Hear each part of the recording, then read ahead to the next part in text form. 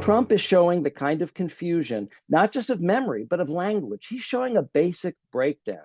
And this is what all of the experts are telling me in his ability to use language. First of all, we're noticing an enormous regression. This is someone who used to be very articulate with a sophisticated vocabulary, who spoke in complete, polished sentences and paragraphs.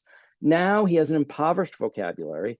He repeats himself and uses superlatives, which are also signs of dementia. To silence you, censor you, discriminate against you, or in any way tell you what you have to say. They want you to say what they want to have you say, and we're not going to let that happen.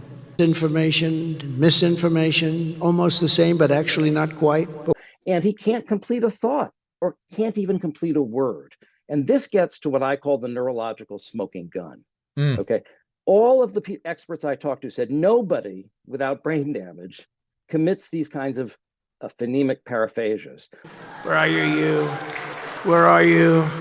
We are a nation that just recently heard that Saudi Arabia and Russia will repeat which we have dozens of examples of these, blooper reels and whatnot. Instead of saying missiles, he says mishes. Instead of saying Christmas, he says Christus. These are non-words that he's using in place of real words that have the stem of the real word, but he's unable to complete the word. So he just kind of garbles an ending. And there's lots of blooper reels. I think Morning Joe had one, and comedy shows have them, of all of his mispronunciations. But it's not a joke. It's hard clinical evidence of brain damage. When I asked these people, do you ever see this in someone who is not brain damaged? They said no. Evangelical people and evangelical people and evangelists,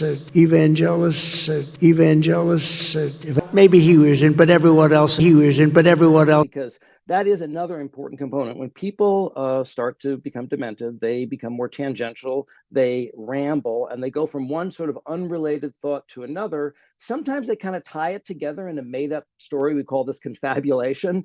And it's not lying. It's somehow trying to take all these disparate things and make a story out of it. Known as Steak Mountain, State Kill, Snake. It's snake. A lot of snakes. I think they're rattlesnakes. We will protect Christians in our schools, in our military, in our government, and in all of those airwaves that your people, that you Hewitt and Sebastian Gorka and all of the rest of you, I see a lot of you out there that you do such a great job. And obviously. But you do see these dramatic changes. And now that I mention this, you will start to notice it.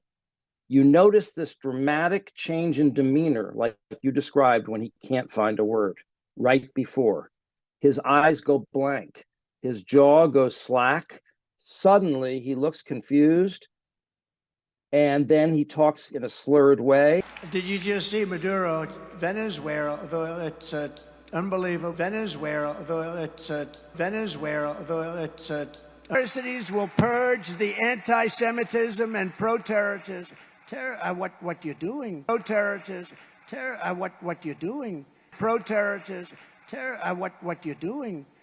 But with the historic Abraham Accords, sometimes he tries to say the word several times. Like, again, this weekend, he tried to say 3 years later, but he said 3 years lady. It was like an engine with a bad battery trying to turn over. He was just trying to say later, but he kept saying lady, and it was slurring while he was.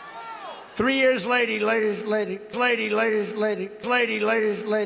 Okay, he becomes momentarily disoriented, and you can see it in his whole demeanor. And so now that I mentioned, it's not just the slip of the, not just that he's not using the word. You can literally see the lights are out mentally. Someone has pulled the plug, and he is not there.